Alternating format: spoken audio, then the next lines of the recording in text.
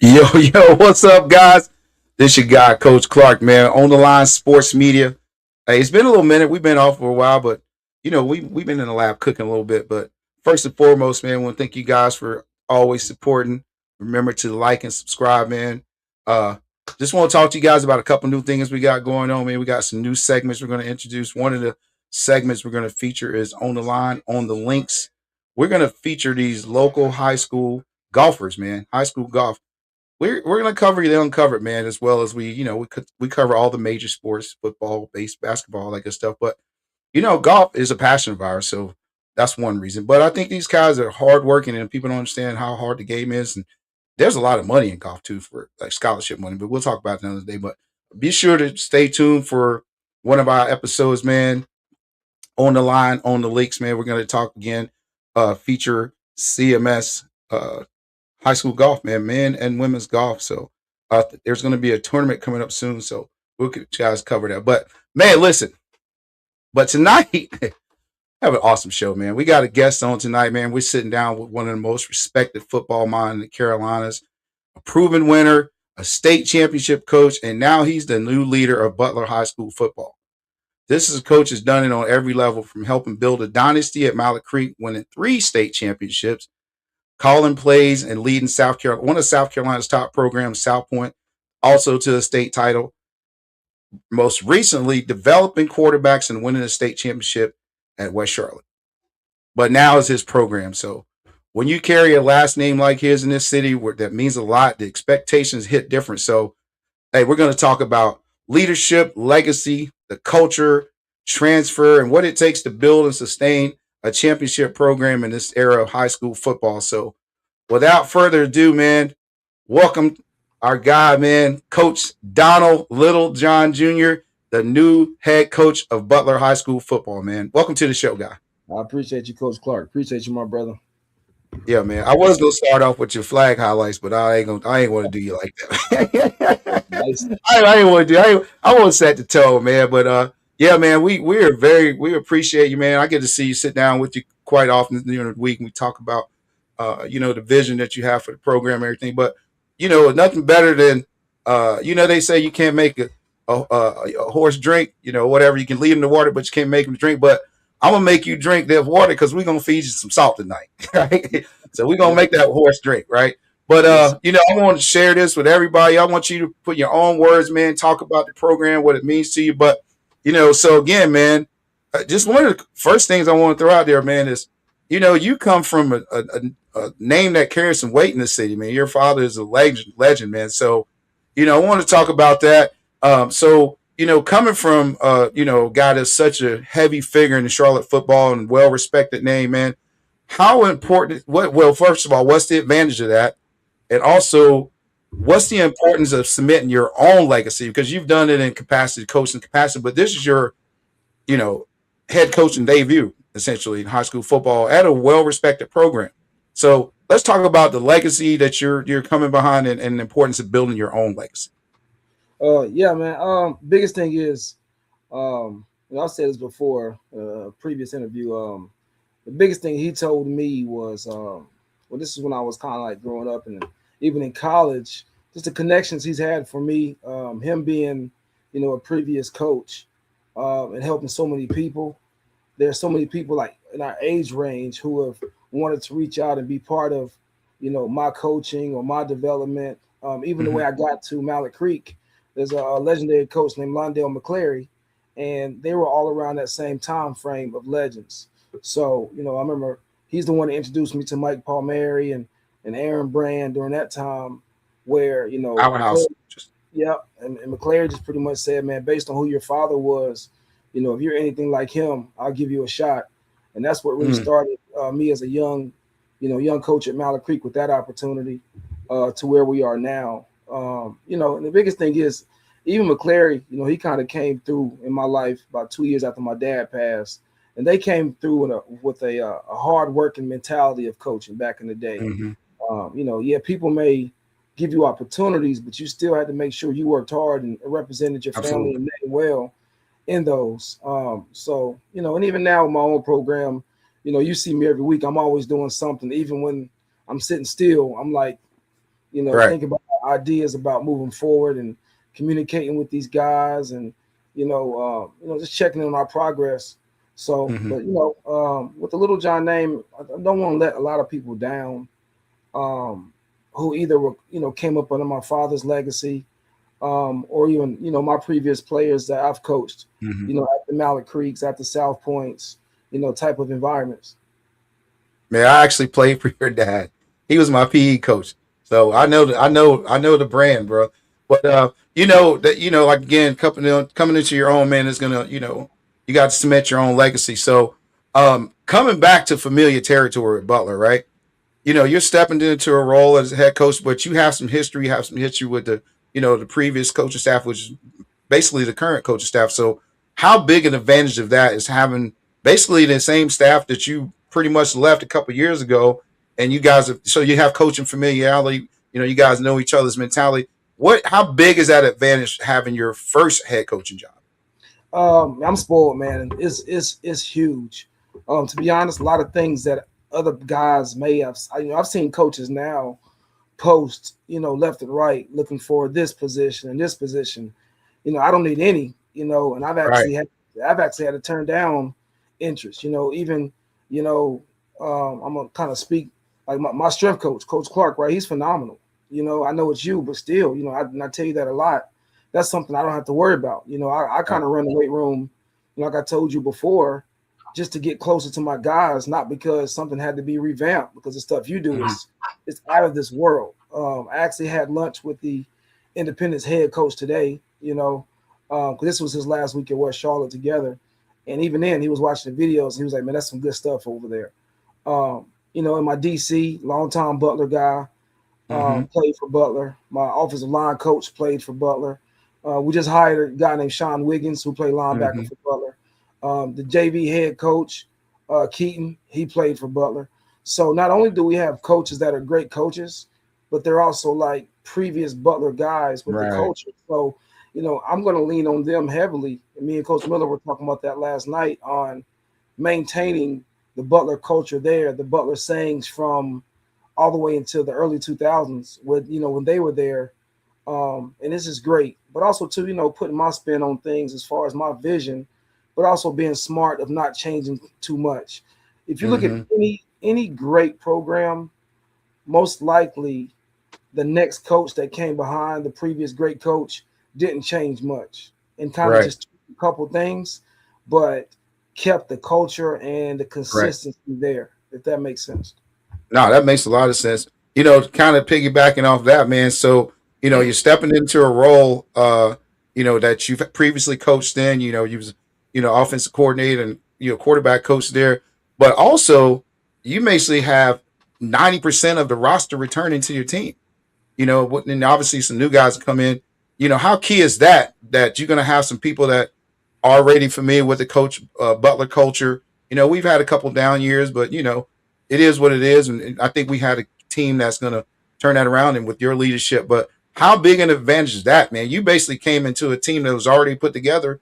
When you, like I said, with as well as the culture, you'll also be able to add a couple pieces and a different mindset in regards to how offense is ran and things of that nature. So let's talk about that advantage. It's huge. I mean, the biggest thing is, I tell the guys, with all the recent coaching changes, I think right now our team has one of the strongest brotherhoods around right now. Mm-hmm. And I'm not really big on, let's say, bragging and saying what we have, but I got to be honest with you. Seeing our guys' cohesion every day, seeing their belief, their buy-in in the weight room is crazy right now, um, and then pushing each other. You know, you know, Mm-hmm. seeing them just see themselves get better from year to year. Mm-hmm. Last year we were very young on the O line, so with Right. having that whole O line coming back, you know, bigger and stronger, and now they have the experience. Right. If you look, the first thing I did when I hopped on Huddle was I looked at their first game and second game versus their last game, and the way they were pushing people off the ball, Right. throughout the playoffs, it was crazy. So to know that we're going to start off this year with that is going to be really Right. good.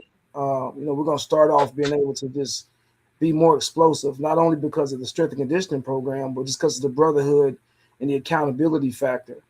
Right. Playing together, and you could just tell. And the O lineman, last year that might have been squatting, right at 200 now, mid to high threes, but Right. they also have that experience as well. Hmm. So and the coaching staff coming back. So man, that 90% of the kids coming back to almost really 95. Hmm. It's going to be really really instrumental for us to just know, like, we're moving forward. And also too, ironically, when Tommy Knox took over, and I'm no Tommy Knox, so not that comparison, but Right. when Tommy Knox took over Independence that previous year, Independence was 5-5. So it's very possible, to me, when a team can go about 5-5 or five and whenever, when they can win about half their games, it's Right. very easy to build off of that to the next year. You Right. really, Correct. you know, I mean, two and something's a little tough, but when you win about 5 and 6 games a year, Right. that very next year, you may very well win 10 plus more games just because the Facts. kids know now. All right, now we got to finish the other half of the games. So Correct. And there was no slouch teams we were playing, by the way. There was exactly, we had a rough schedule. But I know you've been there a short time, and really haven't fully been implemented to the school because you still have other duties. But just watching with the talk you've been having these guys, and obviously watching them in the weight room. Name a couple guys that you feel like that's going to step up and kind of be leaders for this program. absolutely. Biggest thing on defense right now. You got a kid now. Matthew Shields is going to be big. Legend Lockwood. My linebacker core is going to be just crazy. Got another kid named Miles. Like I said, that linebacker core is going to be the centerpiece of what we need. But also too, we have Isaiah Houston's going to be big in our secondary spot. Mhm. We're long and rangy back there. Another kid named Ali that he hangs Mhm. with Isaiah. That's going to be really big as far as on defense side. Um, and then offensively, we got a kid named Lucas Coperson coming back. He's your hybrid. He's your McCaffrey type. Then you got Right. DJ Sterling coming back. Of course, quarterback is coming back.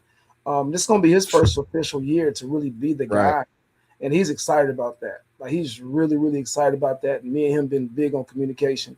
And then you can't deny our roughly 220-pound, 6'2" running back who is Boy. power cleaning 305 right now with Squad. explosive this energy. But then what people don't know is we have another running back right Absolutely. behind him named Jameer, Absolutely. who is going to be just as explosive.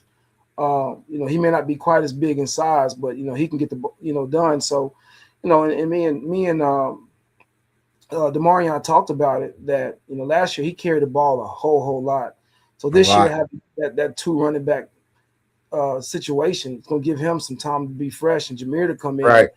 and get our drives just fresh and going. And Right. even like I said, DJ Sterling, he can play slot, but he can play some running back too, and so can Lucas. So we got 4 or 5 guys on that offense that can really really just run the ball really well downhill, but also catch the ball too. So Right. I'm excited, man, to see what we're really really gonna do offensively. We're gonna have some of the Butler staples, but also too we're gonna spread the ball around.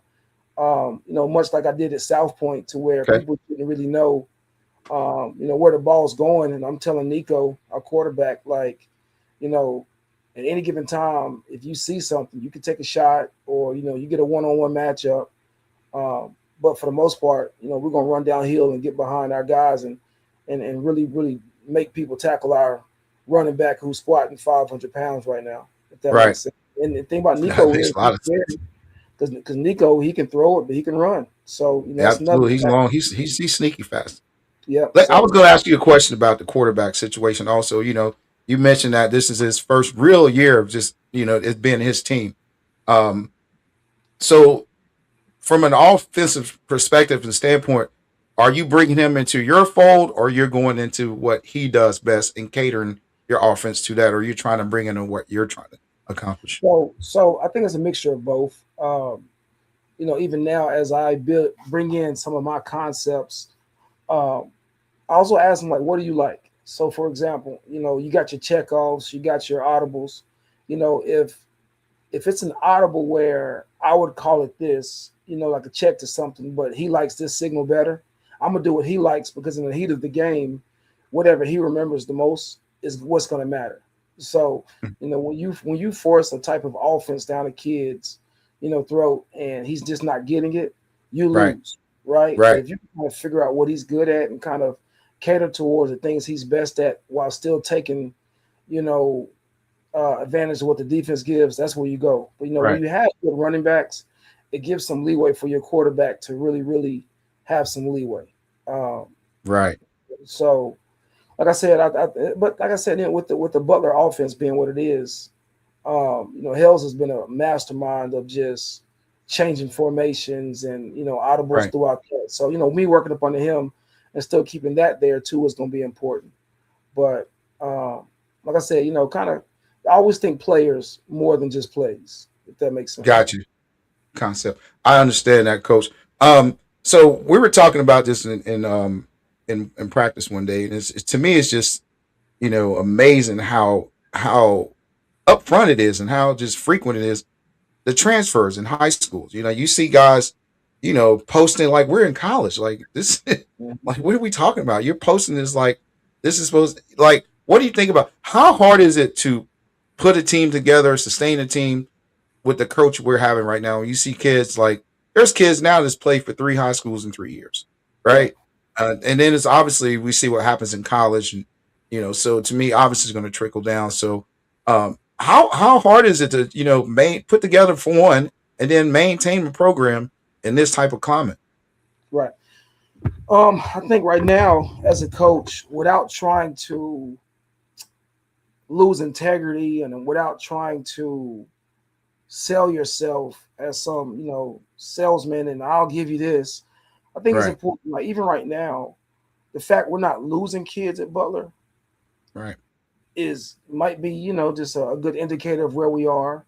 Where correct, you only have a small window, like trying to keep kids and all that type deal. But um, I think a lot of kids are trying to find their way. They're trying to find their way onto the field. They're trying to find their right, way to more exposure.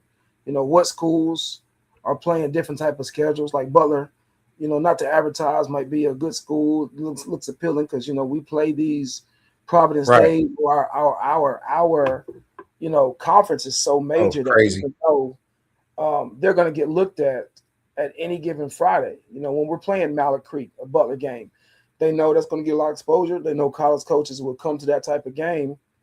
So therefore, kids may say, I may want to go to one of those schools because I know I'll probably be seeing a lot more than maybe schools that don't have the best records, or their conferences may not be as strong. So it may Hmm. not pick up, I think these social media sites matter a lot about what games are being covered, Right. if that makes sense. No, it makes a lot of But sense. and I don't judge a kid for transferring. It's a little bit different than when we grew up, because we grew up Right. where you lived on this side of Charlotte. And that's where you go to uh, school. That's where you go to school. It was rare. It wasn't like as prominent, and it definitely wasn't announced. The social media was Correct. the thing, and it's hard to judge people based off of what wasn't available during our time. Correct. But I just tell biggest thing I tell a kid is, man, if you're going to transfer, make sure number one it's legit, because CMS right now, or even these counties, that they're checking to see what's going on. So number Right. one, Right. and then number two, make sure you're going to a place where hopefully that head coach has, he's fighting for you to get into college. One of the biggest Right. things for me is, you know, 2 weeks ago, well, last week we sent 8 of our guys to Lenore Ryan. And that was one of the big things Hmm. I told our kids we're gonna do. So when you take over a program, you got to be careful what promises you make, because the kids are gonna Right. either ask you or want to see it. So you got to attack that early, Right. and send them on those visits and call the coaches ahead of time. And one of the first things I did was I sent out a mass text to a lot of different colleges, letting them know, hey, I'm at Butler now. I'm the new Hmm. contact. I promoted one of our coaches to be our recruiting coordinator. So when I'm not Okay. available, they can talk to him. He'll help out with the visits and things. These are things that you got to have in your program now. Like, you have Right. to have a recruiting coordinator. Like, I've read it on Twitter until I was like, yo, you have to have this. And Absolutely. but you see what's going on with it. Um, So I think, while you can still stay old school with coaching with your integrity, with your hard work, you do have to be somebody that if you want to keep kids in your program, the kids got to know that somebody and Right. get them exposure. I'm pushing kids from every camp to, college camps to even, what Matt Murrow does with the CFI Right. camps of exposure. Um, It makes you know, sense. that's where my quarterback down in South Point. That's where he got his very first offer was at a CFI camp, which led to other offers and things. So you know, I just think like I told the kids the other day, if you want to keep your kids in your program, if the kids always see you working hard for them, it's really, really hard for them to leave. And like I told them, I said, y'all work hard in the weight room for me. Y'all gonna always see Coach LJ working hard for y'all, whether it's Right. making sure we got good quality 7-on-7 stuff, making sure, team meals are up to par, making sure when we travel, like we got some brand new white jerseys coming in. These are things that excite kids these days. Right. But, if they're working hard, they deserve it, But if you think you're going to have a situation where, you just say hold kids hostage, but kids will leave you, man, They'll leave. Yeah. And you so, can't hold them. It's their careers, man. You can't, you can only hope you're doing what's best for them, but if they're and their parents feel like it's in their best interest, who are you? One other thing that I did notice is how you are very transparent with the kids, man. And we talk about this, and I talk about a lot to these kids about character, integrity, and doing the hard work. But the thing to me that's going to make them listen is something you did with the kid Dylan the other day, right? You kind of called him out on one of his incidents, but you did it in a way where he wasn't going to be embarrassed.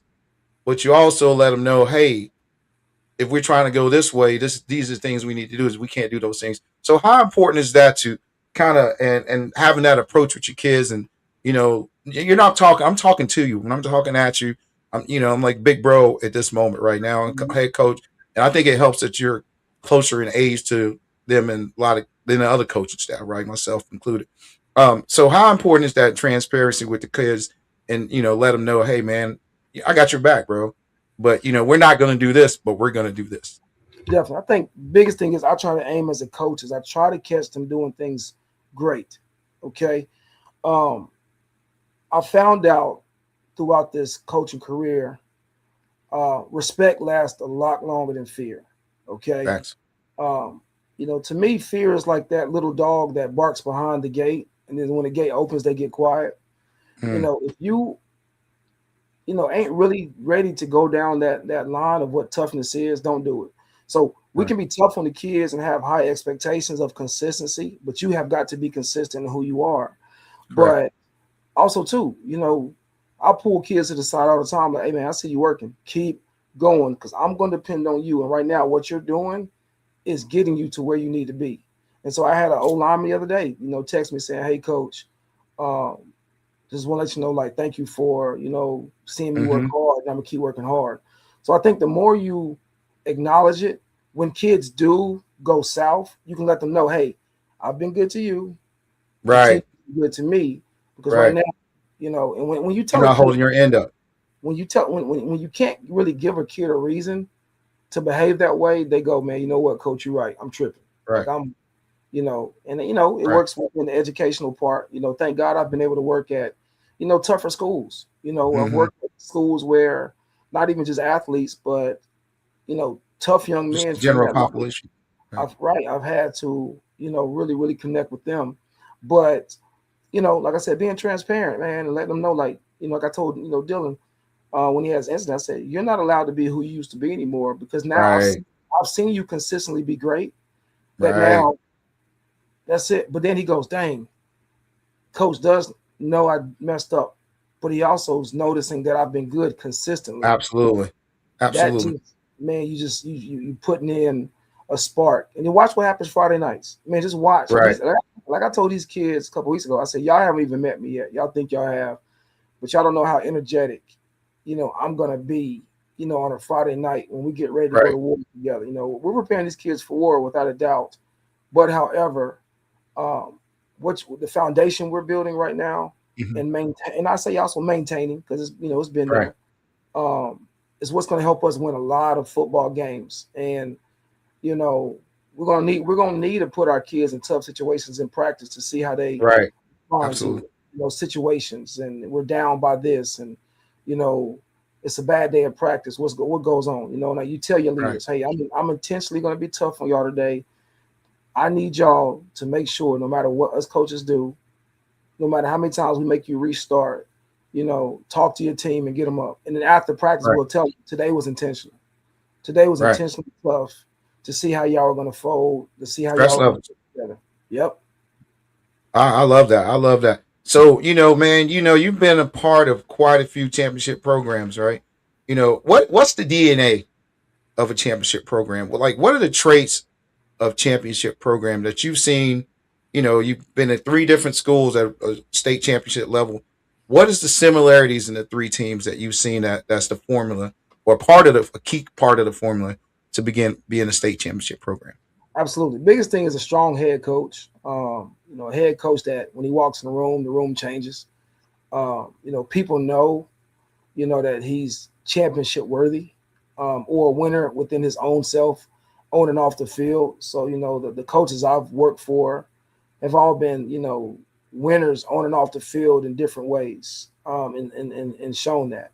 And then next came for the staff. Everybody was there on time, consistent. They communicated well. The guys wanted to work hard.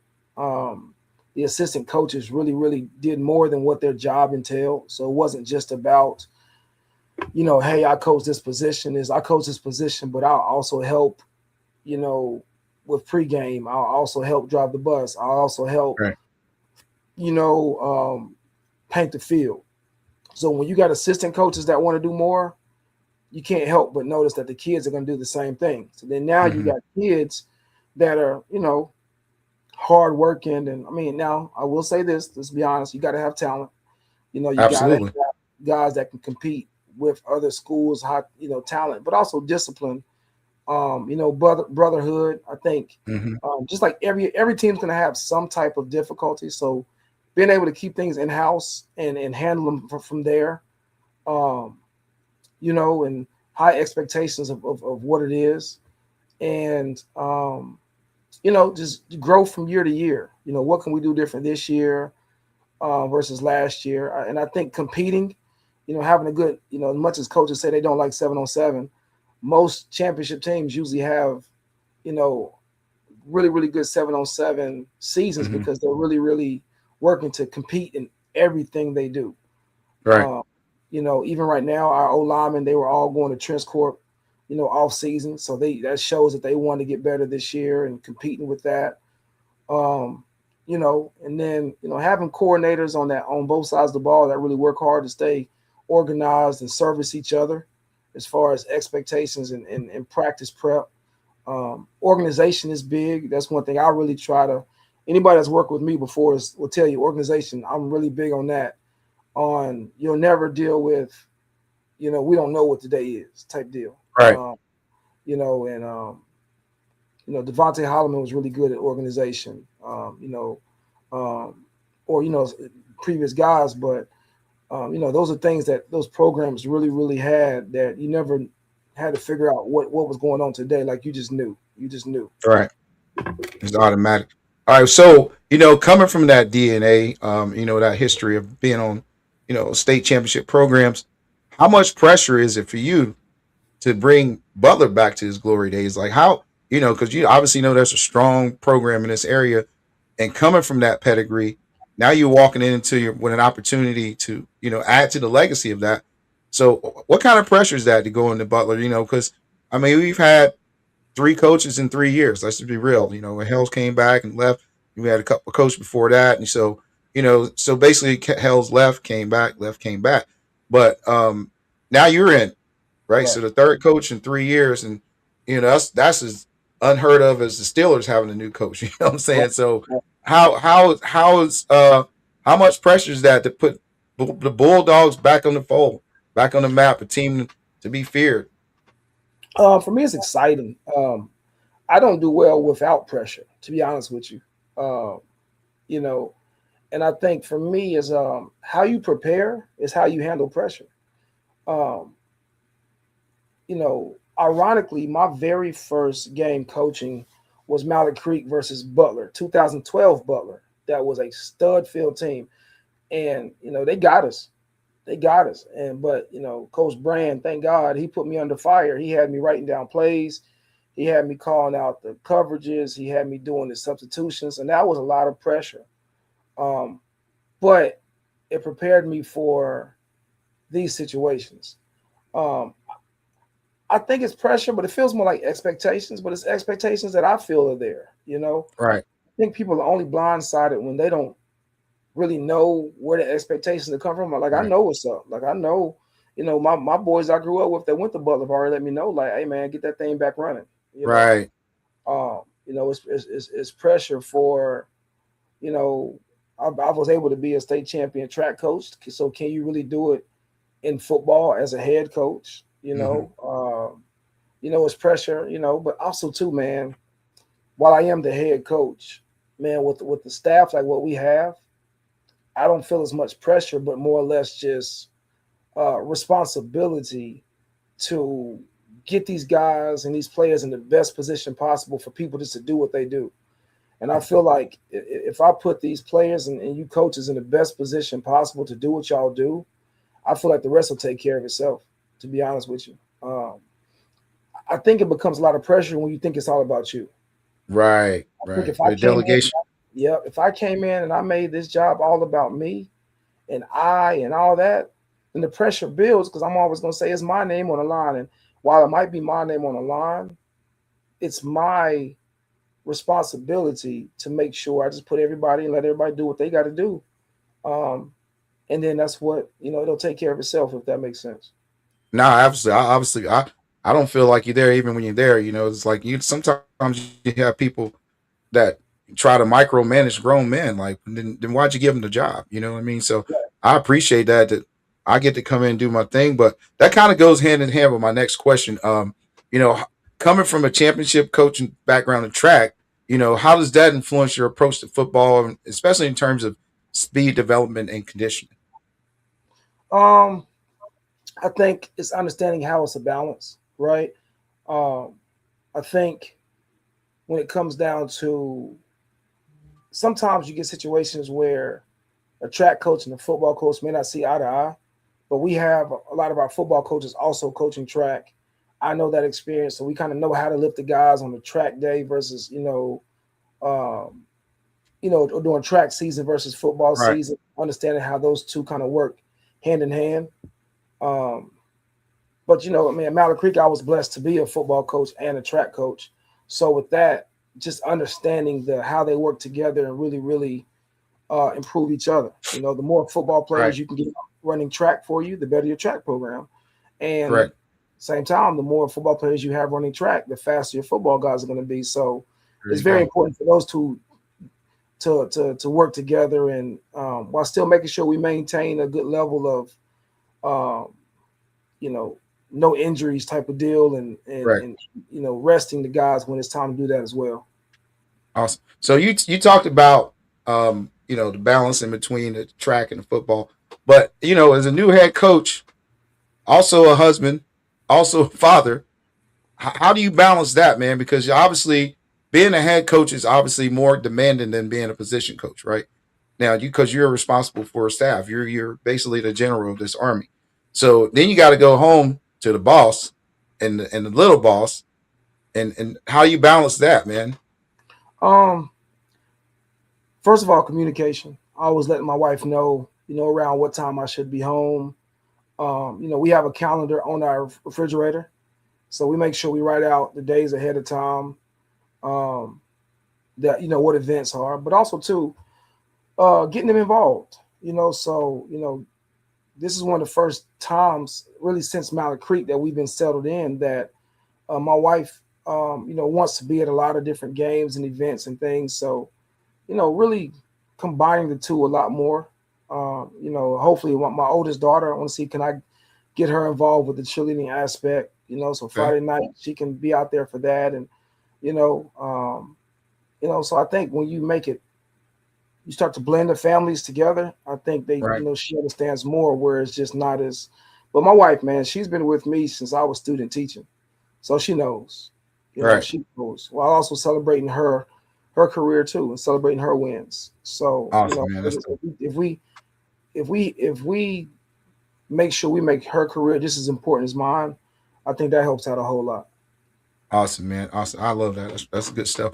All right, man. So we're gonna finish it up right here. I got one question for you, man. You know, like you said, we talked about tradition and the ups and downs and the things that Butler's been through in the last few years.